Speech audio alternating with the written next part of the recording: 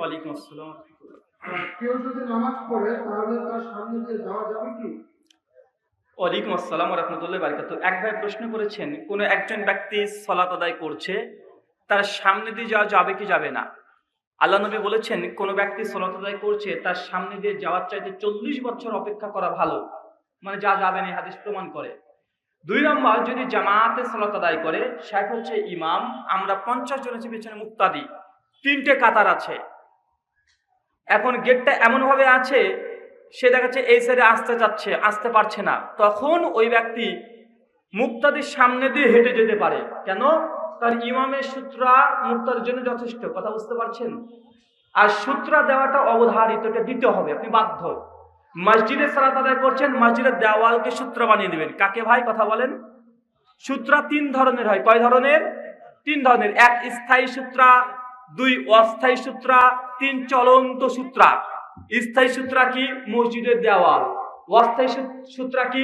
একটা পানির বোতল বা যে কোনো জিনিস বা একটা ব্যাগ হতে পারে, দিয়ে সালাত আদায় করছেন। আর চলন্ত সূত্রা কি? আল্লাহ রাসূল মাঝে মধ্যে উটকে সূত্র বানিয়ে সালাত আদায় করতেন। তাই সূত্রা দিয়ে সালাত আদায় করবেন, চাই মসজিদে হোক অথবা বাইরে হোক, যে কোনো জায়গাতে সূত্রটাকে ব্যবহার করবেন, এটা অবধারিত। সূত্রাবিহীন সালাত আদায় করবেন না, সামনে দিয়ে চলে গেলে সমস্যা আছে।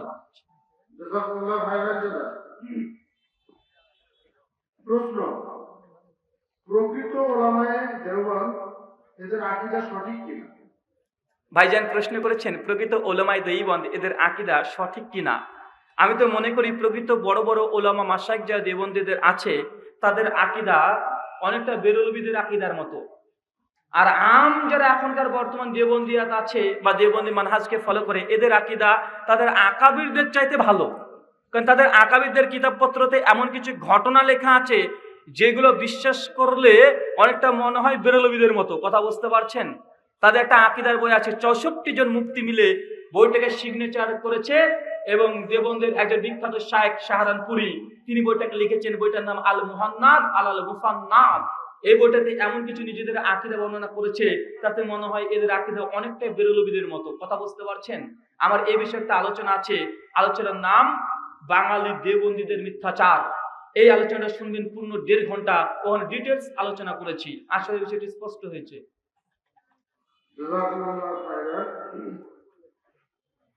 মৃত ব্যক্তির সংবাদ কি মসজিদের মাইকে বলা যাবে? তৃতীয় প্রশ্ন, মানুষ যদি মারা যায়, মসজিদ থেকে অ্যানাউন্সমেন্ট করা যাবে কি যাবে না, মানে প্রচার করা যাবে কি যাবে না। আল্লাহ রাসূলের প্রথম হাদিস সহিহ বুখারী 611, আল্লাহ রাসূল বলছেন, মসজিদে কোনো ব্যক্তি ধরেন ঢুকেছে, আমি ঢুকেছি আপনাদের মসজিদে, আমার মোবাইলটাকে রেখেছি, নামাজ পড়ছি, নামাজ পড়ে বেরিয়ে চলে এসেছি, একটু ওরা মনে পড়লো মসজিদে তো আমি মোবাইলটা থুয়ে এসেছি। এখন আমি যদি মসজিদে গিয়ে বলি, এই ভাই আমার মোবাইলটা পাচ্ছি না, হারিয়ে গেছে, কই গো, কই কই, এই কথা যদি বলি, আপনারা যারা যত মুসল্লি থাকবেন, আল্লাহ রাসূল বলছেন মুসল্লিদেরকে বলতে হবে, তোমরা দোয়া করো, আল্লাহ রাহুল ভাই যেন এই মোবাইলটা আর না পাই। কেন? এটা আল্লাহর ঘর, ইবাদতের জায়গা, এখানে খোঁজ খবর করা যাবে না। তবে একটা মোবাইল যদি হারিয়ে যায় বা যে কোনো জিনিস যদি হারিয়ে যায়, তার যদি বিজ্ঞপ্তি না দেওয়া না যায়, মানুষটা পৃথিবী থেকে মারা গেছে মানে হারিয়ে গেছে, এর প্রচার করা যাবে? মনে রাখবেন দুটো বিষয়। এক, মৃত ব্যক্তি যদি মারা যায়, সুনান তিরমিজি হাদিস নাম্বার 986, আল্লাহ রাসূল বলেছেন, মানুষ যদি মৃত্যুবরণ করে, তার ঘোষণা দেওয়া, প্রচার করা, এটা জাহেলি রীতি। কি রীতি? এটা জাহেলি রীতি, ঘোষণা দেওয়া যাবে না। অপরদিকে সহিহ বুখারীতে আল্লাহ রাসূল থেকে একটা হাদিস পাওয়া যায়, একজন বৃদ্ধা নারী, বয়স্কা নারী, তিনি মারা গেছেন। সাহাবীকে আল্লাহ রাসূল বলছে, এ সাহাবী, ওই বৃদ্ধা নারীর খবর কি? তাকে দেখি না।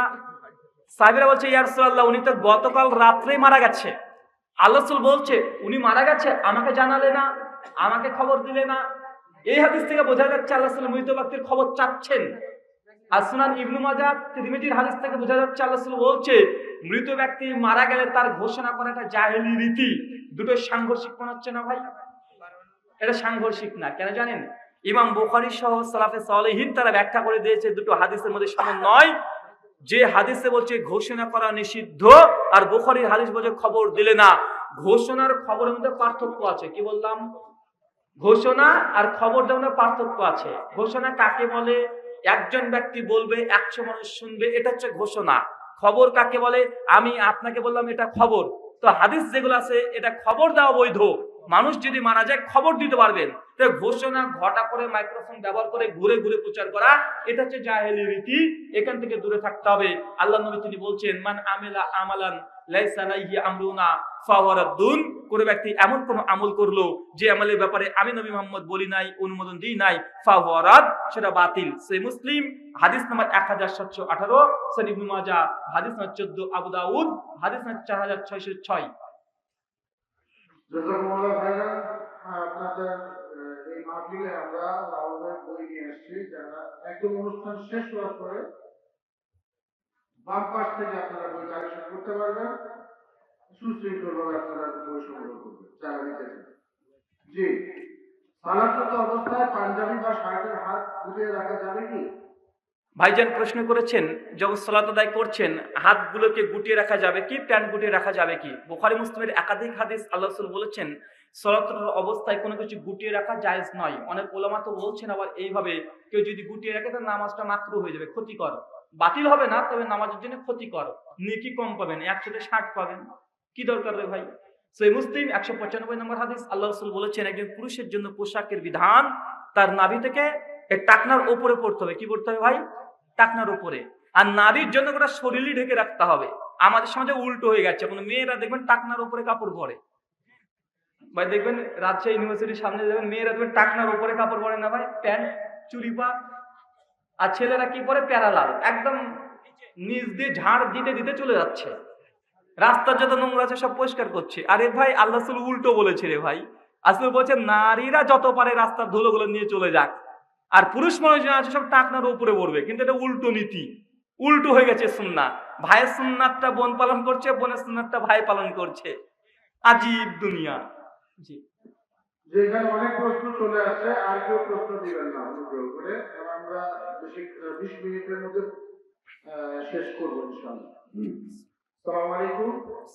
মনে মনে এক সালাতে নিয়ত করে অন্য সালাত আরম্ভ করে দিলে তখন মনে পড়লে করণীয় কি? সালাত কি বাতিল বলে গণ্য হবে?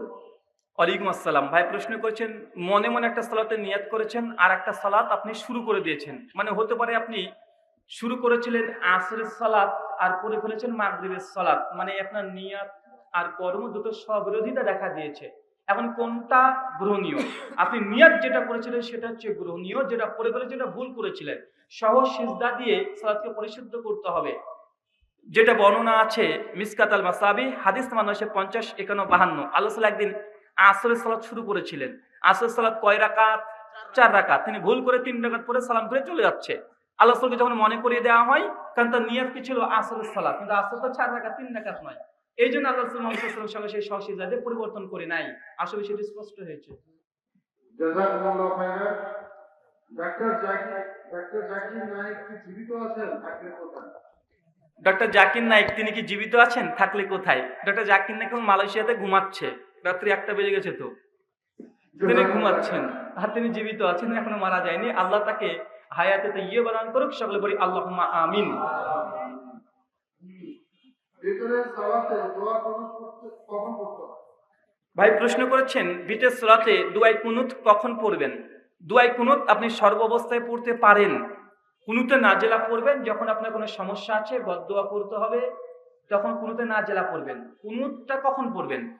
3 রাকাত যদি বিতের হয় তাহলে 2 রাকাতে কোনো তাশাহুদে বই থেকে বসবে না, তৃতীয় রাকাতের জন্য দাঁড়িয়ে যাবেন। দাঁড়িয়ে গিয়ে সূরাতুল ফাতিহা পড়বেন, অন্য একটা কিরাত পড়বেন, তারপরে কুনুত পড়বেন। ভিতরে কুনুত যেটা আছে সেটা পড়বেন, হাত বাঁধা অবস্থায় পড়া, এটাই সর্বাধিক সহিহ সুন্নাহ দ্বারা প্রমাণিত। আর কুনুতে নাজেলে যখন পড়বেন তখন হাত থেকে তোলা, এটাই সর্বাধিক উত্তম। কুনুত শুধু যখন পড়ছেন রুকুর আগে পড়বেন, কুনুতে নাজেলে যখন পড়বেন রুকুর পরে পড়বেন। এই বিষয়ে ডিটেইলস আলোচনা আছে, ইউটিউব থেকে দেখে নিতে পারেন যে কুনুতের হুকুম। এবং আমার একটা বই আছে, নিয়ে এসেছি বইটার নাম আহলে হাদিস হানাফি মাযহাব ইখতিলাফ নিরাসান। এখানে বিতের অধ্যায় গেলে এ বিষয়ে ডিটেইলস তাহকিকে আলোচনা আছে, বইটা কিনতে পারেন। জি, জাযাকুমুল্লাহ খাইরান। সভাপতি সাহেব অনুমতি দিলে একজন প্রশ্ন করতে চাই মুখে, করতে পারবেন কি? আসসালামু আলাইকুম। ওয়ালাইকুম আসসালাম। ভাইদের কাছে আমার একটি প্রশ্ন হচ্ছে যে রাসূল সাল্লাল্লাহু আলাইহি ওয়াসাল্লামের একটি হাদিস আমরা শুনেছি যে রাসূল সাল্লাল্লাহু আলাইহি ওয়াসাল্লাম মেম্বারের প্রথম সিজদায় উঠে বলেন আমিন। দ্বিতীয় সিঁড়িতে উঠে বললেন আমিন, তৃতীয় সিঁড়িতে উঠে বললেন আমিন। আমরা মসজিদে দেখি যে ইমাম সাহেব প্রথম সিঁড়িতে উঠে খুতবা করেন, তাহলে রাসূল সাল্লাল্লাহু আলাইহি সাল্লাম কোন সিঁড়িতে খুতবা পাঠ করেছিলেন? ভাইজান প্রশ্ন করেছেন সহিহ ইবনে খুজাইমার একটা হাদিস 4888 নম্বর হাদিস, যেখানে আল্লাহ রাসূল মুহাম্মদ সাল্লাল্লাহু আলাইহি ওয়াসাল্লাম প্রথম যখন মিম্বরে উঠলেন তখন আমিন বললেন, দ্বিতীয়তে আমিন বললেন, তৃতীয়তে আমিন বললেন। তারপরে আরো ঘটনা আছে, জিজ্ঞাসা করলেন সাহাবীরা আল্লাহ রাসূল কেন কেন বলছেন, তখন বললেন যে জিবরাইল আমাকে এই কথা বলেছে, আমি এই কারণে আমিন বলছিলাম। ভাইয়ের প্রশ্ন হচ্ছে এটা আল্লাহ রাসূল খুতবা শুরু করেছিলেন কোনটাতে? জি না, মূলত হচ্ছে সালাতুর রাসূল বইয়ের নাম শুনেছেন? ডক্টর প্রফেসর আরশাদুল্লাহ গালিব স্যারের বই আছে, জুমার অধ্যায় চলে যাবেন, খুতবা অধ্যায়। আবু বকর রাদিয়াল্লাহু তাআলা আনহু তিনি দ্বিতীয় মিম্বার দ্বিতীয় স্থানে দাঁড়িয়ে তিনি খুতবা দিতেন। আর অন্যান্য খলিফা যারা ছিলেন এবং আল্লাহ রাসূল থেকে কিছু এই ব্যাপারে স্পষ্ট কোনো দলিল বা নাস প্রমাণিত না থাকার কারণে বলা হয়েছে যে প্রথম মিম্বরে প্রথম সিঁড়িতে দাঁড়িয়ে খুতবা দিতেন। এটার সঙ্গে ওটার সাংঘর্ষিক নয়। আশা করি সেটা স্পষ্ট হয়েছে। জাযাকুমুল্লাহ খাইরান। তামিম আল আদনান নামক একজন আলোচক ইউটিউবে আলোচনা করে থাকেন, কিন্তু তার পরিচয় আমাদের জানা নেই। তার আলোচনা শোনা যাবে কি না? ওয়ালাইকুম আসসালাম ওয়া রাহমাতুল্লাহি ওয়া বারাকাতুহু। এক ভাই প্রশ্ন করেছেন, কোন এক বক্তা তামিম আল আদনান নামে সে ইউটিউবে বক্তৃতা দেয়, তার আলোচনা শোনা যাবে কি যাবে না? প্রথম কথা হচ্ছে যে তাকে কোনোদিন কোনো মানুষ দেখেছেন? ওই ব্যক্তি কে দেখেছেন? কি কথা বলেন? তার চেহারা দেখেছেন? তার ছবি দেখেছেন? তার শুধু কণ্ঠস্বর শুনেছেন? তার বাড়ি কোথায় জানেন? তার উস্তাদ শায়েখ মাশায়েখ কিছু জানেন? আপনি কিভাবে জানলেন যে উনি কিছু আবেগী কথা বলছেন কোরআন সুন্নাহর আলোকেই? এই ব্যক্তি আপনাকে আবেগে ঠেলে দিচ্ছে না তো? চিন্তা করেছেন কখনো? কোরআন হাদিস দিয়ে বক্তৃতা দিয়ে আপনি জানেন, কোরআন হাদিস অনেক কোরআন হাদিস দিয়ে স্বতন্ত্র বই রচনা করছে খ্রিস্টান মিশনারিরাও। কথা বুঝতে পারছে? কোরআন হাদিস দিয়ে কেন? ইসলামের বদনাম করার জন্য। গোটা বিশ্ব জগতে অমুসলিম ইহুদি এবং খ্রিস্টান তারা দেখেছে মুসলিমদেরকে যুদ্ধে পরাজিত করে তাদের আদর্শকে ধ্বংস করা সম্ভব নয়। এই জন্য নতুন মিশন হচ্ছে চিন্তার লড়াই। এখন কিসের চলছে ভাই বলেন তো? চিন্তার লড়াই। অনেক গবেষক আছে ইহুদি এবং খ্রিস্টান, তারা আপনার আমার চাইতে কোরআন ভালো জানে এবং তারা কোরআনের কিছু আয়াতকে মিসকোট করে মুসলিম সমাজকে বিভ্রান্ত করে দিয়ে এমনভাবে তাদের কাছে কোরআনের আয়াত হাদিসগুলো প্রমোট করছে, দিয়ে জঙ্গি সন্ত্রাসী সাজানোর চেষ্টা। কেন? তাদেরকে জঙ্গি বানাতে পারলে মিডিয়াতে দেখাবে, ইসলামের বদনাম হবে। কথা বুঝতে পারছেন? এমন অনেক ঘটনা আছে, অনেক ঘটনা আছে।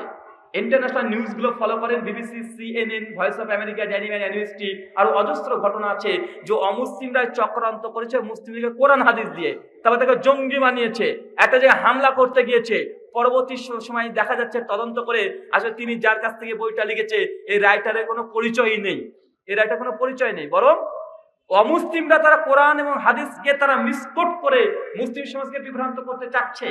তাই আমরা বলবো যে আলেমের সনদ আছে, যাকে চেনেন জানেন, তার আলোচনা শোনেন। অজস্র আলেম আছে, আপনার কেন একজন অপরিচিত মাজহুল ব্যক্তির আলোচনা শুনতে হবে? উসুলে হাদিসের একটা কায়দা আছে, কি জানেন? কোন সনদের মধ্যে যদি কোনো মাজহুল রাবি থাকে, অপরিচিত রাবি, মুহাদ্দিসগণ নির্দিষ্ট করতে পারেনি এই রাবিটা কে, তখন এই হাদিসকে পুরোটা বর্জন করতো। কেন? এটা মাজহুল, অপরিচিত রাবি, মুহাদ্দিসরা চিনে নাই। তো কোনো বক্তা যাকে মাজহুল, অপরিচিত, যাকে জানেন না চেনেন না, তার বক্তৃতা শোনা যাবে?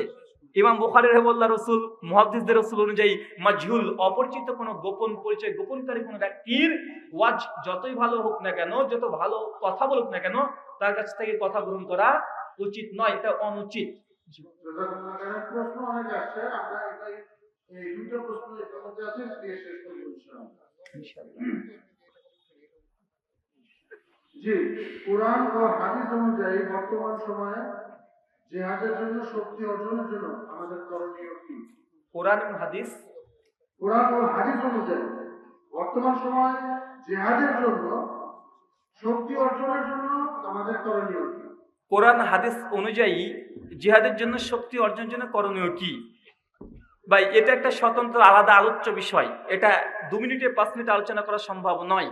এই বিষয়ে ডক্টর জাকির নায়েকের একটা লেকচার আছে, ইসলাম এবং জিহাদ। কি বললাম? ইসলাম এবং জিহাদ। আর একটা আলোচনা আছে, মুসলিমরা কি সন্ত্রাসবাদীর জন্য নির্দিষ্ট? এই ব্যাপারে দুটো আলোচনা আছে, আলোচনা শোনেন। আর আবেগ দেখিয়ে ধর্ম করিয়েন না। আবেগ দিয়ে ধর্ম নয়। জিহাদের জন্য প্রথম যে শর্ত কি জানেন? একটা উদাহরণ দিয়ে বুঝতে পারবেন। একজন মহিলা, একজন নারী, তার 1 কোটি টাকা আছে, তার ক্ষমতা আছে, তার উপরে হজ ফরজ কি ফরজ নয়? কথা বলেন। হজ ফরজ, কিন্তু মেয়েটার যদি মাহারুম না থাকে হজ ফরজ আর না। মুমিনদের জন্য, মুসলিমদের জন্য জিহাদ ফরজ। শর্ত হচ্ছে এটা, তার আমির থাকতে হবে। কি আমির? হচ্ছে ঢাল। ঢাল যদি না থাকে, নেতা যদি না থাকে, আপনার আমির যদি না থাকে, আপনার জন্য জিহাদ ফরজ নয়। যতই যা কিছু হোক, আপনি যদি তারপরে কোনো কিছু আক্রমণ করেন, এটাকে বলে জঙ্গিবাদ, এটাকে বলে সন্ত্রাসবাদ। কেন? আমিরের নেতৃত্বে আপনাকে ইসলামী এই জিহাদ এটা করতে হয়। কিন্তু আপনার কোনো আমির নেই, কোন জঙ্গলে বসে আছে, দেখেননি কোনোদিন, ভিডিও শুনেছেন, চলে গেলেন বোম মারতে, এটা কি? এটা জঙ্গিবাদ। আসলে বিষয়টি স্পষ্ট হয়েছে। সর্বশেষ প্রশ্ন কেউ উঠবেন না, একটা প্রশ্ন রেখে কেউ উঠবেন না, আপনারা মজলিসের আদব রক্ষা করুন। জি, এই সর্বশেষ প্রশ্ন, আমি ঢাকায় যাব কাজের জন্য, আমি সেখানে 1 মাস অবস্থান করব, তাহলে কি আমি 1 মাসই সালাত কসর করব? ভাইজান প্রশ্ন করেছেন যে আপনি রাজশাহী থেকে ঢাকায় যাবেন, 1 মাস থাকবেন, এখন 1 মাস সালাত কি কসর করতে পারবেন কি পারবেন না? দুটো মতামত। এক, অধিকাংশ ওলামারা বলেছেন যে সে যদি চায়, ইচ্ছে করে, সে সালাতকে কসর করতে পারবে। দুই, কিছু ফুকাহাগণ তারা বলছেন যদি আপনি ঢাকাতে যান, একটা বাড়ি ভাড়া নিয়েছেন, ওই বাড়িতে থাকেন, প্রতিদিন রাত্রিতে আসেন, ওখানে ঘুমান কন্টিনিউ, একই বাড়ি থেকে যাতায়াত করে কাজকর্ম করছেন, তাহলে আপনি সর্বাধিক 15 থেকে 20 দিন কসর করেন, তারপর আপনি স্বাভাবিক নামাজ পড়েন। কেন? কারণ ওখানে আপনি রীতিমতো একটা বাড়ি ভাড়া নিয়ে নিয়েছেন, ওই বাড়িতে থেকেই আপনি প্রতি কর্মস্থলে যান, আবার আসেন, যান এবং আসেন, ওটা তখন আপনার বাড়ি। এই জন্য 15 থেকে 20 দিন পর্যন্ত কসর করেন, তারপরে আপনি স্বাভাবিক সালাত আদায় করেন। আর মুহাদ্দিসগণ তাদের পরিভাষা অনুযায়ী মুহাদ্দিসগণ বলছেন যে না, সে যদি 1 মাস 4 মাসও যদি থাকে, সে সেখানে কসর নামাজ পড়তে পারবে। এটা আপনার উপরে ঐচ্ছিক হয়ে যায়। আসলে বিষয়টি স্পষ্ট হয়েছে। একটা ঘোষণা, জি, হ্যাঁ, আপনি বুঝবেন। একটা ঘোষণা, অনেকে ফোন করে বলেছেন যে আমার বইগুলো আপনারা নিতে চান, কোথায় পাওয়া যায়? ভাই, বইগুলো আপনাদের বাংলাদেশ থেকে ছাপাই। বাংলাদেশ, ঢাকা বংশাল আসুনান প্রকাশনী। বর্তমানে 7খানা বই বের হয়েছে। একটা আল হাদিস হানাফি মাযহাব ইখতিলাফ নিরাসান, একটা তাকলিদ বিভ্রান্তি নিরাসান, নেক আমল এবং ফজিলত, এই মর্মে 7খানা বই আছে।